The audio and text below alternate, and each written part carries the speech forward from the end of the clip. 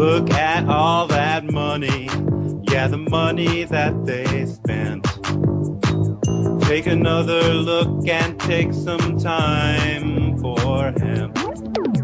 Don't cut trees for paper, cause it hurts the environment. Stop deforestation, yeah, it's time for hemp. An acre of hemp makes 20 barrels of oil. No need for pesticides to poison all our soil. People got no food, they got no clothes, they got no rent. Well, it's time for Can you guys hear me? Thank you for taking time for Hemp. Yes, we can. I'm your host, Casper Leach. You are listening to the live broadcast of Time for Hemp all around the world on AmericanFreedomRadio.com, AM/FM stations all across America, and on the Roku network. I want to give a big shout out to all of my friends up in Canada and say thank you to KDK Distributors for being nice enough to give us a grant to keep us loud, proud, and strong, and also a big thank you to Head Shop Canada for being nice enough to also do the same. We had planned on kicking off a big special tomorrow, but we're kind of starting it today. Do want to remind people that tomorrow we will be getting an hour earlier in the day. We normally start at 10 a.m. Tomorrow we will be on from 9 a.m. Pacific Standard to 11 a.m. Pacific Standard. The Time for Hemp Global Summit begins tomorrow morning with a great list of panelists and moderators. But today we are lucky enough to what I call have a moderator and a keynote speaker on the program. Moderated today by Paul Stanford, and the keynote speaker is Todd McCormick. And Todd, I tell you, I want to thank you for being nice enough to take a few moments and join us here on the big broadcast. It's my pleasure, Casper. Thank you for spending so much time on such an important subject. And Paul, I want to thank you for being nice enough to also every Thursday be part of our family here on the big broadcast. You're welcome, Casper. Thank you. And today's topic we're kicking off is the evolution of cannabis in Europe and the cultural impact that it's had. And Todd, you and Paul both have a tremendous amount of input on that topic, and I thought we might open up with you. Well, Paul and I have both been studying hemp for a very long time. We were both fortunate enough to be very close to Jack Herer and work on his seminal book, The Emperor Wears No Clothes, with him. And when researching that book, it became really obvious to me that when you think back to, say, Columbus's time, when he discovered the New World, this was 300 years before the invention of the cotton gin. This was almost 400 years before the invention of this synthetic, like nylon, that we would go on to replace the cotton with. And when you think back to where Columbus was in 1492, much of his ship and much of everything around him, the clothing he wore, the paper he used, the ropes, the riggings, the paints, the varnishes, only came from the cannabis plant. And when you think about that, the cultural evolution of Europe is and was greatly dependent on their application of cannabis industrially. And I was asked a question yesterday, what I thought was the biggest, basically, and best breakthrough for cannabis. And I had to say it was cannabis sativa L, because when the Indo-Europeans and the Asians started using cannabis as a textile, that's when human evolution really took off. You think, Paul? Yeah, I of course agree. You go back to prehistoric civilizations in Central Asia, and you see that cannabis is cultivated thousands of years prior to the written word. And then you look at the first text in China, in present-day India, and they both talked about hemp as being the most important crop. So it goes back, as we know, at least 12,000 years, and maybe more than 25,000 years that cannabis has been cultivated by human beings. And, you can just look at a wolf and then look at a Chihuahua or a Rottweiler and know that we've changed that species a great deal over the past 7,000 years. So cannabis and humans have co-evolved just like that, each to meet each other's needs. And so our nutritional requirements perfectly match the amino acid profile and the essential fatty acid profile of hemp seed. And of course, cannabis flowers have THC and other chemicals that mimic brain and nervous system neurotransmitters. So we've co-evolved for a long time, perhaps longer than any other two species. So we have this symbiotic relationship that continues to this day. And it's a shame that, certain economic forces starting about 100 years ago started to spread a lot of misinformation about it. I have a large collection of cannabis antique medical marijuana containers. And what amazes me is that a lot of them, starting about 100 years ago, were marked poison. So I just wonder why, and cannabis has no lethal dose. You can take as much as you can possibly take and you're not going to die. So I just wonder why it was labeled poison 100 years ago. What do you think, Todd?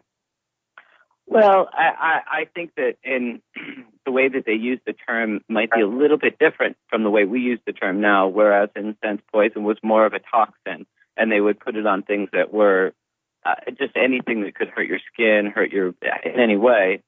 Now I think of it at the highest degree of the definition of the word, like, you can kill somebody, but I think it was more like of something that could toxify or if you used in a concentrated manner, something you should be concerned about. When we launched the museum in Barcelona, for those people listening, there is a new Barcelona museum that is dedicated to cannabis culture and hemp history. And when we launched that, Ben Dronkers, the gentleman at the museum, has a vast collection of medicinal bottles. And when you look back, I think that their use of the word poison was almost like a disclaimer, like their way of the little legal fine print. It's like, oh yeah, and by the way, there's the list of things that could happen. And I, like you, Paul, don't really see the toxicity of cannabis really makes sense per se why they would put poison on something that's not poisonous. But I think it could have just been the companies back in the time trying to cover themselves. Yeah, that could be it. That could be it for sure.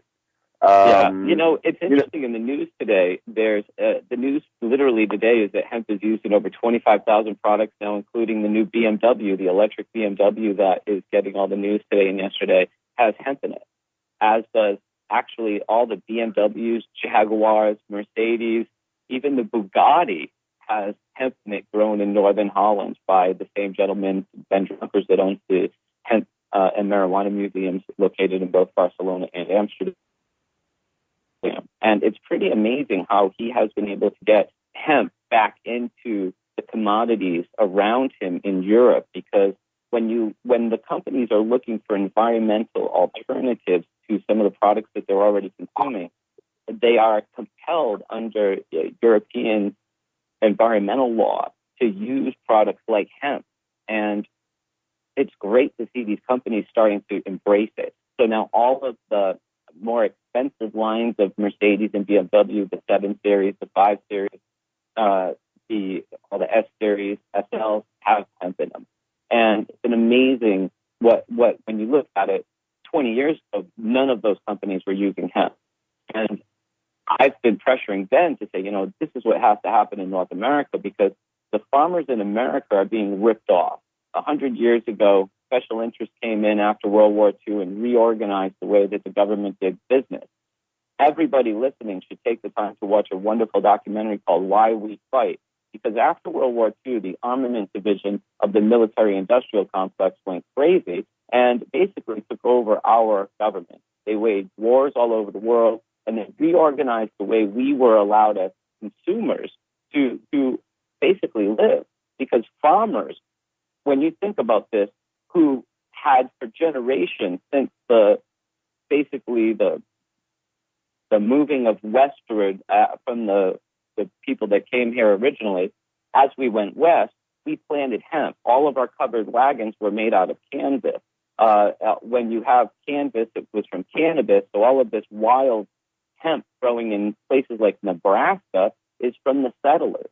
And when you look at the fact that now these same farmers are not even allowed to process the hemp growing on their property, it's a little ridiculous, because what's happened is all of these big businesses after World War II came up with the synthetic solutions to hemp, helped to keep hemp outlawed, and have kept farmers basically in a stranglehold.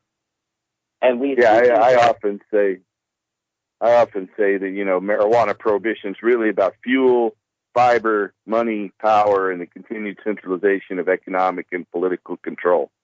They just made up this whole marijuana myth to, you know, have the economic markets concentrate on petrochemical alternatives and synthetic alternatives and things that are capital intensive. So most of us can't play that game. You know, it takes tens of millions, hundreds of millions of dollars to drill for petroleum. It takes tens of billions of dollars to process it into fuel and other products. But you can get 300 gallons of diesel fuel from an acre of hemp with the residual 30 tons of fiber and 3 tons of food. And you just take that hemp seed oil, pour it right into your diesel engine, turn the key, and you can drive around. Back in 1916, the USDA put out Bulletin 404, which Paul is very familiar with. And what they try to emphasize is that in order to get the same amount of paper out of trees, the same amount of paper that would grow in 1 acre of hemp in 1 year's time would take 4 years of Douglas fir trees growing perpetually for 20 years to make the same amount of paper that farmers could get off of 1 acre of hemp grown in under a year.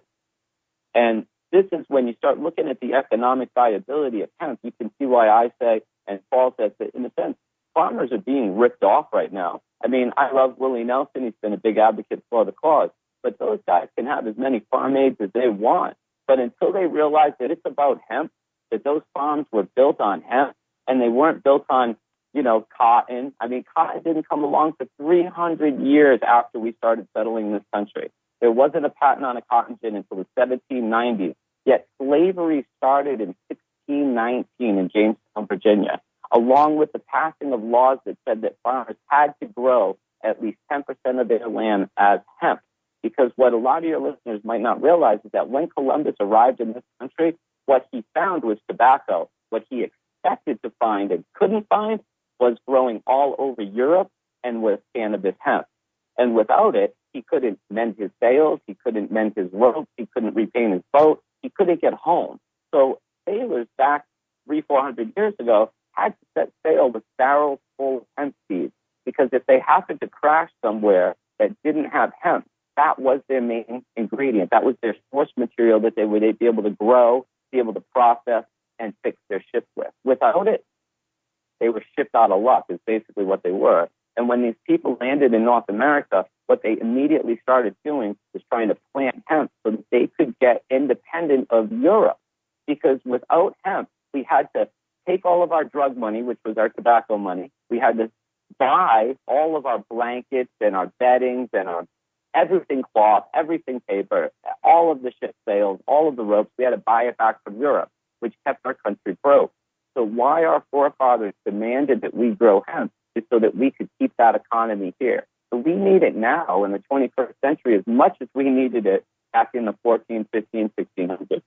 Yeah, it's really a matter of social and economic justice because, you know, we don't need to give all of our money to the petrochemical companies. We can give it to our farmers instead of petrochemical companies stashing it away in their Swiss bank accounts or investing in tar sands in Saskatchewan or molybdenum. Huh?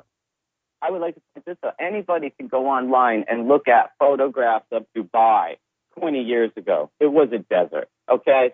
You go back to Saudi Arabia, Kuwait, before, you know, Zapata Oil and Bush 1 started drilling there, and it was a desert. And all of the money that we have put into the petrochemical industry could have been spread out all over North America had one simple decision been made, and that was to allow the patent from Rudolph Diesel, which developed the diesel engine to run on vegetable-based oils. His concept with the diesel engine was to fit it into the ecosystem. He believed that he could create a machine that would run off of the vegetable oils created by the plants that grew from the soil it plowed.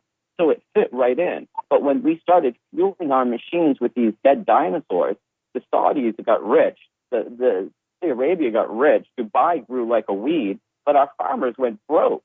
And the reality is this isn't an accident. This was corporate manipulation with our capitalistic economy, allowing our farmers to go broke. Because realistically, I think the government's enjoying taking their land. I think the government didn't like homesteading in some ways, and now they're going back there. They've created an economy that the farmers cannot compete in. And now when they can't pay their taxes, and they're not the ones getting rich like the guys in Dubai with the little cap on the oil well, well, they're losing their land back to the government, who's then selling it to mega corporations and parceling it out. And I think it's a manipulation of again, the capitalist system. The same government that said, go west and multiply, and you build a fence, you can keep the land, is now coming in and saying, sorry, we're going to create an economic situation you can't compete in, and if you don't like that, too bad, we want the land back. And I think American farmers should really start looking at this more realistically and being angry, because, like I keep saying, hemp aid can be up there on stage with all the celebrity endorsements they want, but until they start telling the truth, until they start focusing on the fact that these farms were not built on the commodities they're allowed to grow right now, that they were built on the canvas-covered wagons that went west. They were built on the rope walks of Boston. They were built on the sail manufacturing that went on everywhere, all around the country as we try to build our nation. That's what these farms were really built on. And realistically, this is what we need now. We need to be independent of these oil sources from Saudi Arabia. We need to see places like Saudi Arabia go back. I got to jump in here right now, because what I need right now is to take a commercial break so we can pay our bills. Reminder that tomorrow the 2-hour broadcast is commercial free, but today that is not the case. We will be having a groovy little tune about how wonderful marijuana is, and then come back and pick up where we've left off here at Time for Hemp.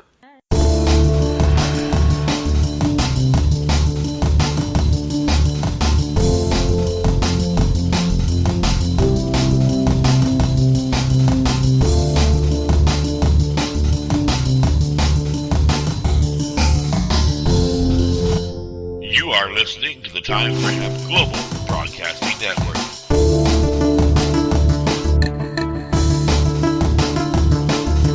The only broadcasting network dedicated to ending the global war on drugs on iHeartRadio.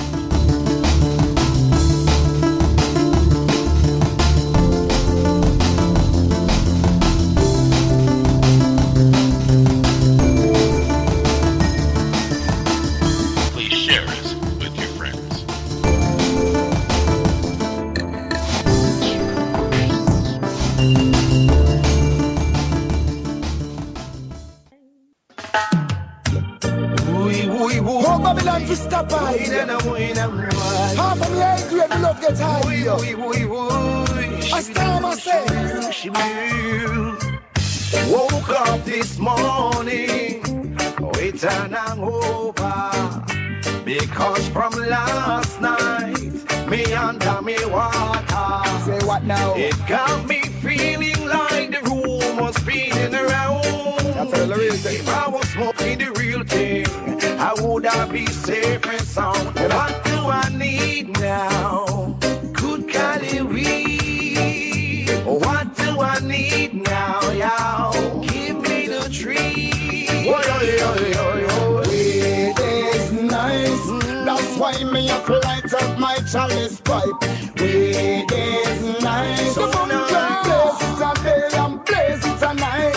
Weed is nice. That's why me have to light up my chalice pipe. Weed is nice. Oh, nice. Blaze it a day and blaze it a night. Early In the morning, as high, man rise. Give thanks to the Father, He open my eyes. My spirit, my chalwa, I'll be there by my side. In the cool morning, is the birds that making life. Under my feet, I'm feeling the vibes. For the rest of the day, that keep me alive. To be nice all the time is my joy and my pride. My good gun just let me bust the first prescribe. I could live without my rum and I could live without my stout, but my strong ganja I could not live without. Ganja from me is the west, the north and the south. Keep my chalice blazing, I know my chalice never out. Some say the drugs are what them talking about. Get your wit and split them, try you down a courthouse. Be about the money if you want come back out. To the prosecutor and all the judge me a shout. Weed is nice, that's why me have to light up my chalice pipe. Weed is nice, place it a day and place it a night. Weed is nice, that's why me have to light up my chalice pipe. Weed is nice, place it a day and place it a night. I grade, that's all I need. All I need. I grade, see, all day. True. Don't want no cocaine, it could mess up my brain. Take back your morphine, won't stick me in the vein. No. What is that? No, want your crack, I say. Cause me no in a die. No. Don't want to be walking while my belly is touching that bar. Give me the weed now. Give me good Cali weed. Give me. What do I need now? Yeah. Give me the tree. What do I need? I need. Give me the weed. Give me. Say give me the weed now. Yeah. Good Cali weed. Yeah. Weed is nice. That's why me have to light up my chalice pipe. Weed is nice. Place it a night. Weed is nice. That's why me have to light up my chalice pipe. Weed is nice. Place it a day and place it a night.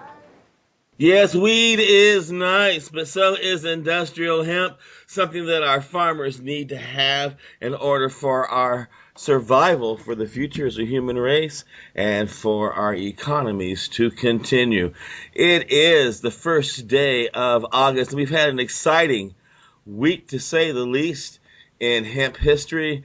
This week in hemp history, they began selling medical marijuana in Washington, D.C., and not only is that happening, but Uruguay has now ended prohibition, and so that makes 2 states in America and an entire country that has said it really is time for hemp. On the program today, we are kicking off a great presentation of the global summit about how we need to end prohibition, and we are talking about industrial hemp with my joint host Paul Stanford and our joint guest Todd McCormick. Gentlemen, I'll let you pick up where we left off before the commercial break here on Time for Hemp. You know, I'm really glad you're spending this time because I really think that a lot of people, especially the people that use cannabis, don't really get the significance of what the hemp history really means. I mean, I believe that Paul does when he made the joke about what prohibition is really about, is about the lucrative industrial industry, making sure that there's no competition for them. But that was no joke. That's not a joke. That's a tragedy. That's a great line right there. It's true. And it is. And that's the point that I think we're really trying to make, is that realistically, cannabis prohibition or marijuana prohibition has never really been about marijuana.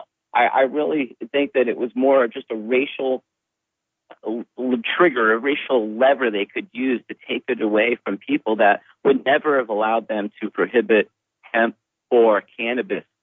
You have to realize that when Congress went for the Marijuana Tax Act, they used a mongrel word that nobody understood.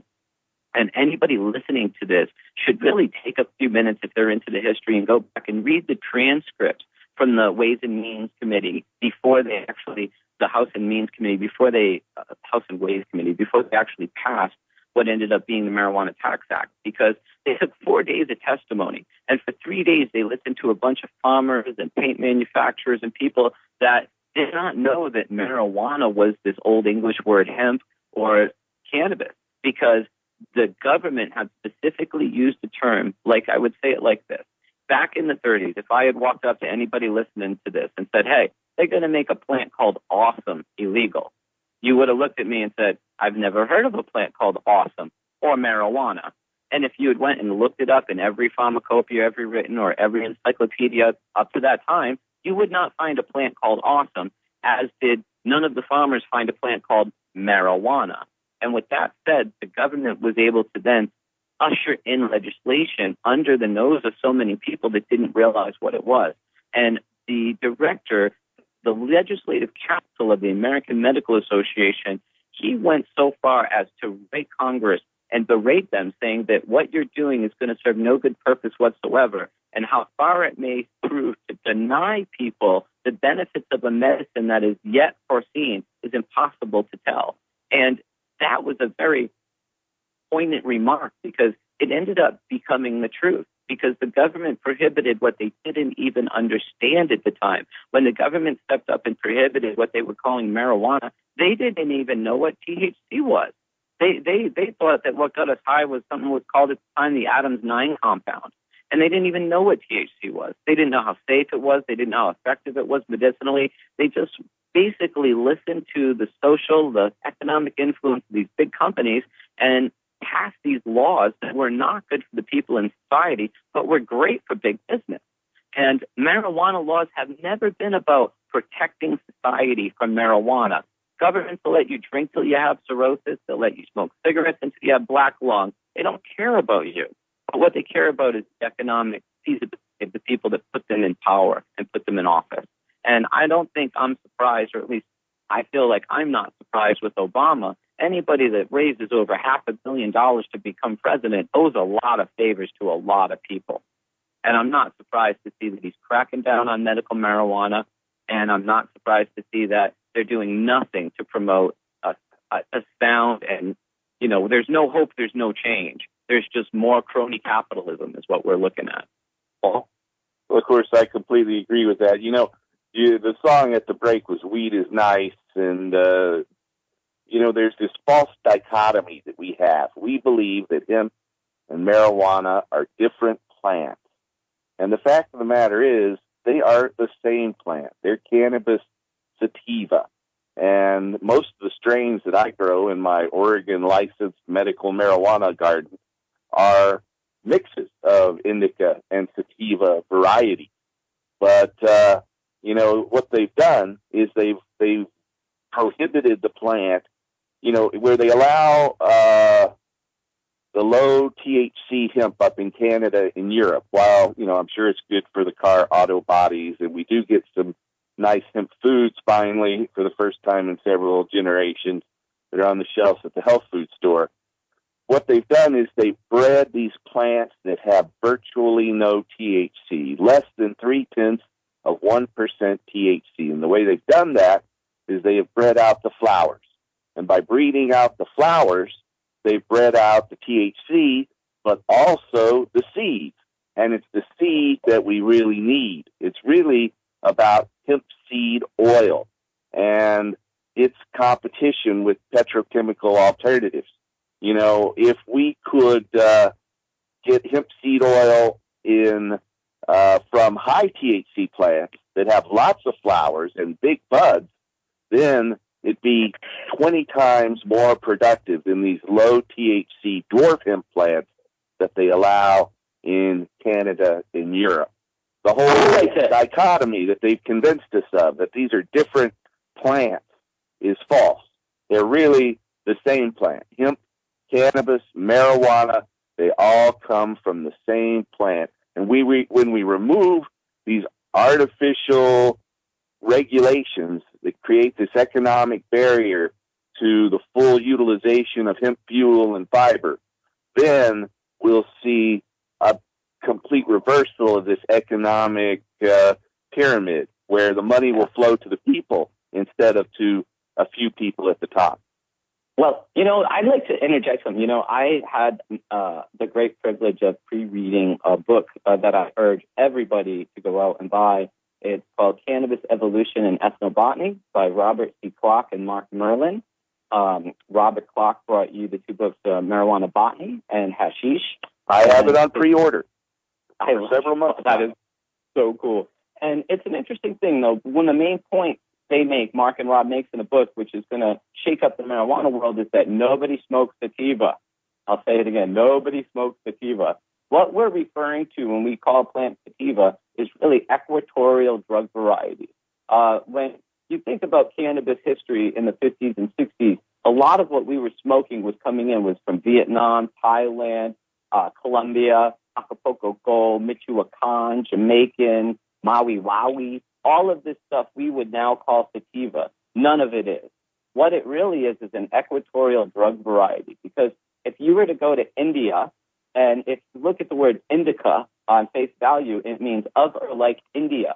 And back in the day, let's say Columbus's day, if I walked up to Paul and I handed him some seeds, he would have two questions for me. One question would be sativa, which meant, is it the cannabis sativa, which is a Latin suffix, which basically means so widely or most useful?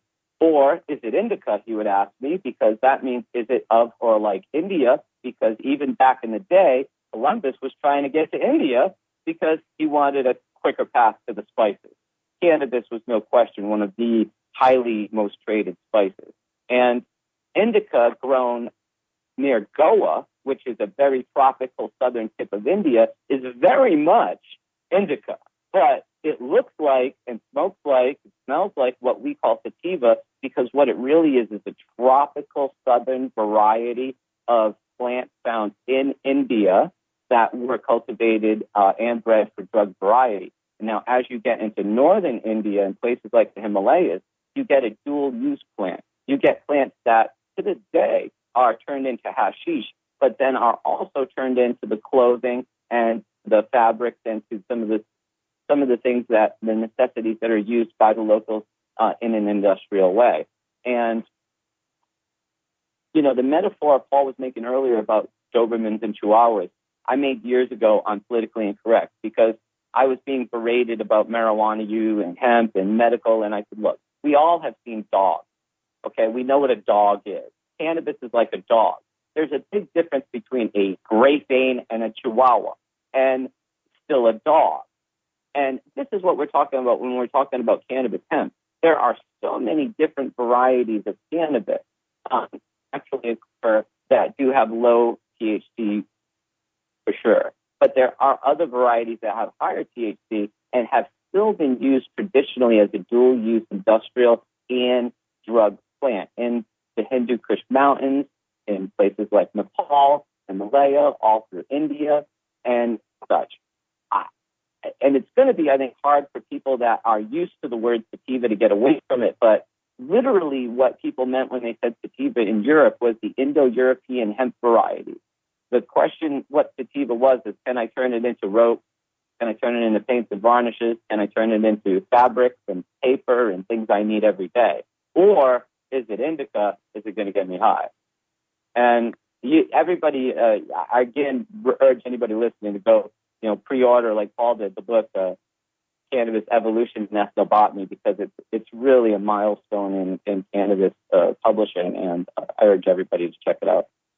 Well, I look forward to getting my copy once it's off. I think it's coming very soon.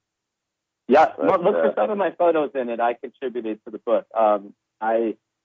It's a fantastic work, and these guys spent a good 15, 20 years on it, and have put together another amazing work of art. I mean, this book is going to serve so many of us in better understanding the cannabis plant, its origins, and how it has evolved along with humanity, because humans have taken cannabis everywhere all over the world. And when you look at the natural path that cannabis has taken, humans have been the one taking it with them. For instance, I, some years ago, was talking to an American Congresswoman, Maxine Waters, and I asked her if she was going to, at the time, support some legislation that Barney Frank was putting forward to decriminalize. And she said, of course she was. And I said, before you break around patting yourself on the back, I said, Maxine, when are you going to get sent back to the American farmers? Exactly. I got to jump in here because we got to give ourselves back to a commercial break so we can pay our bills here on Time for Hemp.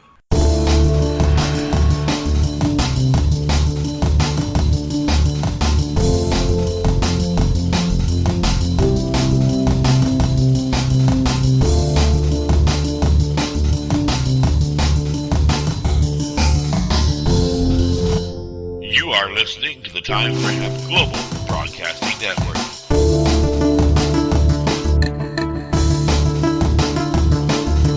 The only broadcasting network dedicated to ending the global war on drugs on iHeartRadio.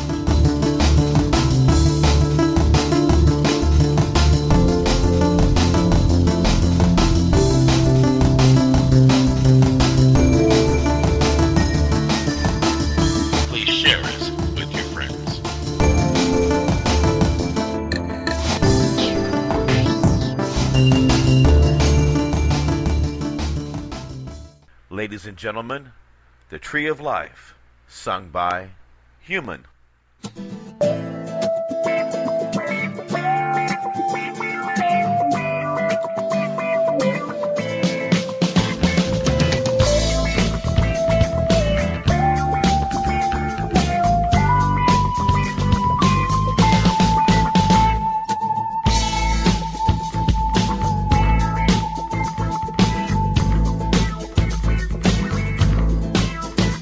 I want to tell you all a little bit about a plant I know that can save the world.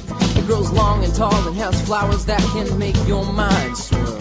It's a funky plant with a fiber that is resistant to rain and mold.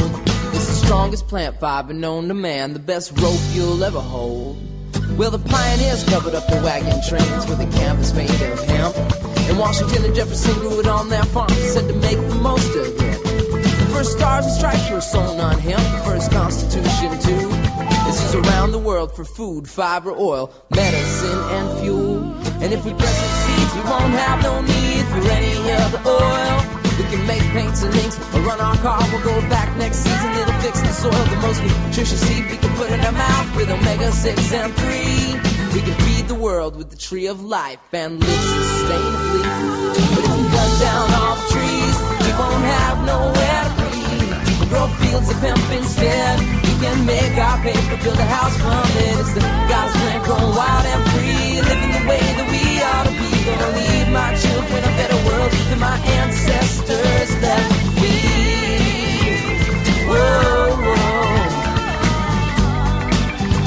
La la la la la la la la la la.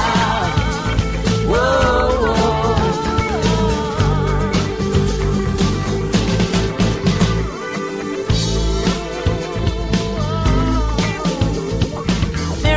They often call it dope. Can also be made into oil or rope. Some people say you smoke it and you feel fantastic, but from hemp you can make an alternative to plastic. Made from plants, not petroleum, you see, so it won't still be around in 4003. It can biodegrade, which means there'll be less pollution. Just another reason for a hemp revolution.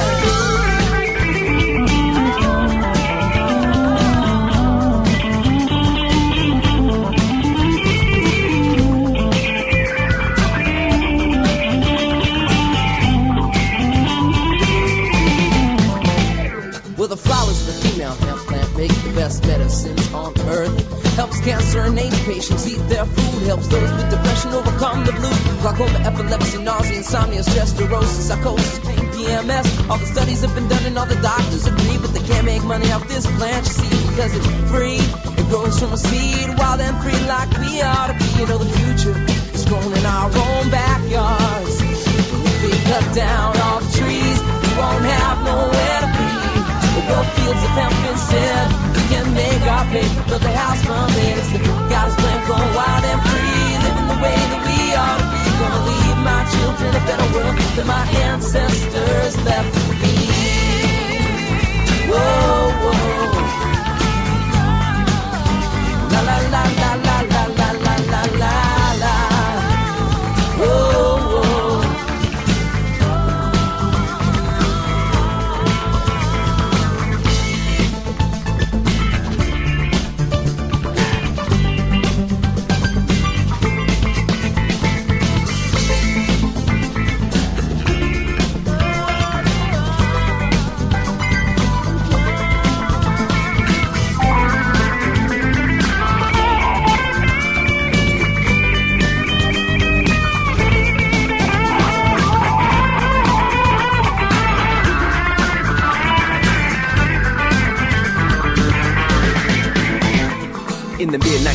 It was the $1 billion crop with the invention of the quarter kid that could produce it non-stop. But then a smear campaign with Mexicans to blame started making people thinking to make your brain go pop. Yeah, since then it's never stopped. It ain't like getting high for paint and crack rock. Time to bring it back to nature, time to bring back some life. Let the farmers do their job, stop giving them strife. Renewable resources, life-giving forces. Panels for your cars and saddles for your horses. DuPont, Monsanto making the wrong choices. Suicide genes extinguishing our voices. Cutting down the trees, polluting the 7 seas. Leaving the fate of the planet to the corporate entities. Corrupt politics, warfare, disease. Now it's time to make a change, it's time to plant seeds. 10% nutritious, you the oil of seeds. It gives you all the protein you will ever need. You can make it in a sandwich with jelly or jam. Or make it in a soap or a lotion for your hands. You can make it into fuel, put it right in our cars. Then we won't need the oil and won't have to start wars. You can make it into paper, right as much as you please. Cause it grows like a weed and we won't have to cut trees. So put your faith in hemp, such a versatile plant. And don't let the government tell us we can't. Cause hemp can help us all in so many ways. And it doesn't mean that we will all be living in a day. It's versatility, sustainability. Look at history, it ain't no mystery. Hemp for victory. If we cut down all the trees, we won't have nowhere to be. We grow fields of hemp instead. We can make our paper, build a house from it. It's the good God's plan, growing wild and free. Living the way that we ought to be. Gonna leave my children a better world than my ancestors left me. Whoa, whoa. La la la la la la la la la la. Whoa, whoa.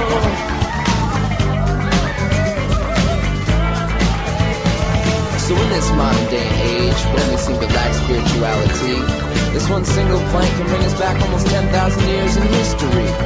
To the Shiva, Piranhas, to Jesus, the Christ, to the Buddha, the pagans, the goddess, the light, to commune with all the animals, to go with all the trees, to realize we gotta see, cause inside me, as the earth is a mother, we gotta take care of the earth, cause the earth is the mother that gives life birth, and we can heal all our relations with a single green plant, and we can start right now. We got to legalize, we're gonna come alive, all the people who know what's up, gonna say what the heck we letting these suckers get away with it for. Come on and open the door, are you with me, it's gonna take my organ heavens to shut the suckers down. We're not fooling around, but they're keeping us divided, opposite-sided. What do we Americans do? We keep buying it, black and white, they're making us fight and still in the same racist hatred justifies violence over nations. Gotta wake up and see, the real enemy is the powers that be, from the opposition see. Wake up now to nature's creation, sacred herb can unite the nations. Gotta legalize the herb of adoration. All of this use is gonna heal the nation. Heal the nation. Heal the nation. Gonna heal the nation. Gonna heal the nation. American Freedom Radio. American Freedom Radio.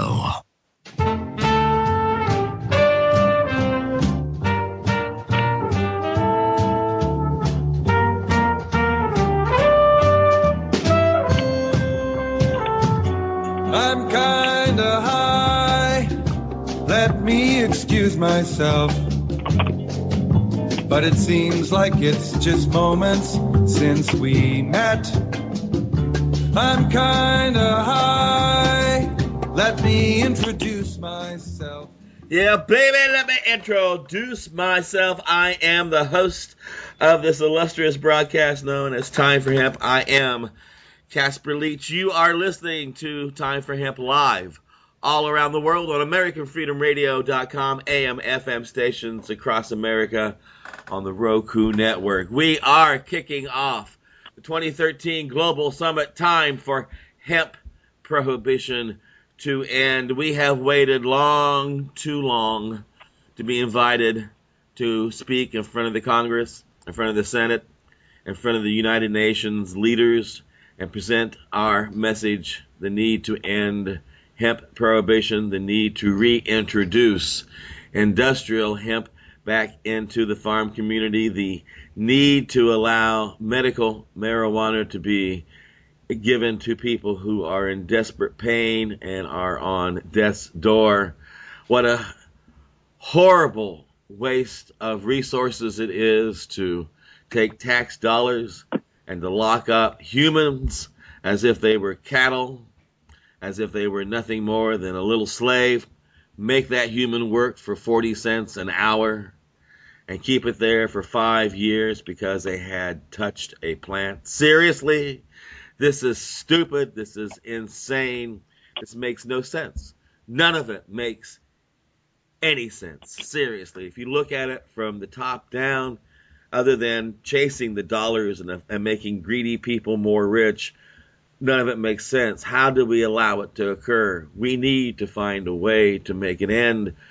And from tomorrow morning, 9 a.m., to the very last broadcast 5 weeks from tomorrow morning at 11 a.m., when we conclude, we're going to cover all those topics here on Time for Hemp. Picking back up where we left off on the topic of industrial hemp, my joint host, Paul Stanford, and our joint guest, Todd McCormick, were having an amazing conversation. Gentlemen, please pick up where you left off. Well, I was saying that I was in a conversation with Maxine, and I was asking the Congresswoman basically when the Congress was going to give hemp back to the American farmers. And she looked at me rather perplexed when I said, give it back. And I said, yeah, re-legalize. And she said, re-legalize? I said, Maxine, I ask you this. You allow, as a Congresswoman, the DEA to run around and destroy hemp because it's not indigenous to the North American continent. So my question to you is, where did it come from? And sadly, she, a 25-year Congresswoman with very much a college degree, couldn't answer that simple question. And I actually was blown away at that and said, Maxine, rumor has it you're black. You should know a thing or two about your history. And realistically, don't you know that the same laws on slavery were started at the same time with mandatory cultivation laws of cannabis? And her jaw dropped. And this is the problem I have, is that if people that are sitting in Congress that are elected representatives who are voting on these laws are so ignorant of their own history that they're allowing corporations to sway their decisions without even looking into the past, without even actually doing the due diligence in their homework, we as society are really screwed. And we have to stand up and start demanding more from these people because, I let her know that while I've been a fan of much of her liberal will say policies, I was disgusted at the idea that she did not know her own history. It really was. And this is more common than it is uncommon. And it's up to us to change that by teaching people what we've learned. Go ahead, Paul. A while ago you mentioned when they made marijuana illegal and how, I believe it was Dr. Woodward who represented the AMA. He went into committee and said, you can't make this marijuana illegal. It's cannabis. Cannabis has a lot of medical uses. Of course, the heads of that committee went to the floor of Congress and lied and said the American Medical Association supported marijuana prohibition back in 1937. But if you look at the transcript, the Speaker of the House then, as he was for over 30 years, was Sam Rayburn of Bonham, Texas. Sam Rayburn grew hemp back on his farm in Bonham, Texas. So he introduced and said, this is a bill about something called marijuana. So he didn't even know he was prohibiting a crop that he grew back home. But that was the whole purpose of renaming it marijuana, because nobody knew what that was. So the congressman was voting to turn himself into a criminal. He didn't even realize it. Yeah. Not just the congressman. He was the Speaker of the House of Representatives. In fact, he was Speaker longer than any other person in U.S. history. But again, it's all about money and power. And we've got to re-educate people about the history of cannabis. And I know you were talking about Ben Dronkers and the Hemp and Cannabis Museum in Barcelona and Amsterdam. I think Casper mentioned something like there's a marijuana leaf on a statue in Barcelona. Yeah, you know about that? If you go to Barcelona at the end of the Rambla, there is a statue that's very high with Columbus standing at the top of it pointing to the New World. And very suspiciously, or not, depending on how you look at it, we adorn statues with plants all the time. But it looks like, you'll love this, Paul, hemp stalk going up the side of the statue, and at the top of the hemp stalk looks like a big 7-pointed hemp leaf. And anybody listening to this can go right on Google and search for high-resolution images of the statue of Columbus in Barcelona and see for yourself, and you tell me what you think those patterns of plant leaves look when you consider what plant was responsible for so much of that ship? The ship would not have exploded. I'm going to go to Barcelona just after our Hemp Stock Festival, which you should come to, Todd. We'll put you up in a hotel. It's September 7th and 8th. We'd love to have you come to that. But on the 10th, I'm going to fly for the first time ever to Spain, because the kind folks at Expo Grow in San Sebastian, Spain, have invited me to come and talk about cannabis reform in the United States. So I am very honored to be on a panel with your friend, Ben Dronkers, and Steve D'Angelo, that ends the forums at the Expo Grow in San Sebastian here. That panel's on September 14th. So I'm looking forward to that quite a bit. But they invited me to come speak last year, and I wasn't able to go, but it was a really great event. A lot of people, the feedback was fantastic. You're going to love it.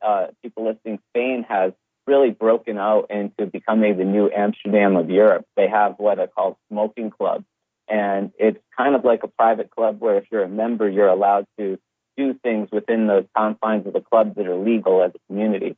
And now one of the things they're doing is smoking and growing, because it turned out that Spain didn't have any real laws against cannabis cultivation. And so now they've got a better climate than Holland, and it's really blowing up. And wait until you see the museum, Ben, that Ben did, Paul. I'm looking forward to seeing some pictures. Yeah, everybody listening, Ben Dronkers is a wonderful man that purchased the first hemp museum in the 80s from Ed Rosenthal and another gentleman, and renovated it into a world-class facility, expanded it in the 90s when his interest in environmental hemp grew, and created the Hemp Gallery down the street. So it's 2 museums. And then went even further in the 90s and purchased a 500-year-old former palace of the Spanish Revolutionary Guard. When France was occupying Spain, this palace was used by the revolutionary freedom fighters for Spain. And it's really an amazing place of history when you think of the struggles that we're going through, and, the occupation we're all dealing with the government's intrusion in our lives. When we can't grow flowers, it's just amazing. I mean, people listening might not know it, but I served 5 years in federal prison because after California changed their law, I became one of the first people they arrested for growing medical marijuana. And it astounded me that, they will lock up somebody that has no criminal record and grew flowers with people that murder and create mayhem and the worst, and think it's okay. And when they treat us like we're criminals for simply really growing flowers and being a farmer, it's the worst assault on our liberty that's possible. And, when you listen to people in America talking about, losing their gun rights, it's silly, because they've already lost their right to grow a flower. And honestly, if you were ever going to stand up for the sake of anything's liberty, it would have to be for the sake of a flower to grow, because that's really what we're talking about when we're talking about hemp farming and we're talking about medical marijuana and cannabis use as adults. It's really just about growing flowers and not being afraid to grow the seeds that the earth has given you, in light of the government holding a gun to your head and saying, be afraid of me, be very afraid of me. And well, we have about 1 minute left. I regret to say we would love to have you back again, Todd. Please give a shout-out to your website, and then we'll direct to Paul. Join us at hemp.xxx, and thank you for having me on very much. And, Paul, thank you so much. And you guys, it's always great listening to you, and you putting out the information is really what the whole earth needs. So thank you from the bottom of my heart. Awesome. And, Paul, you're back tomorrow with me as a moderator with the Global Hemp Summit. With Andrea Herman. You and, yes. The North American Hemp Association. But, yeah, my site, hemp.org, hemp.org. Yes, and you and Andrea are both the moderators of the program tomorrow, and we have a great lineup of guests kicking off 2 hours of commercial-free, uninterruption of knowledge that you can take to the world and let them know how important it is that we all stop and take time for hemp.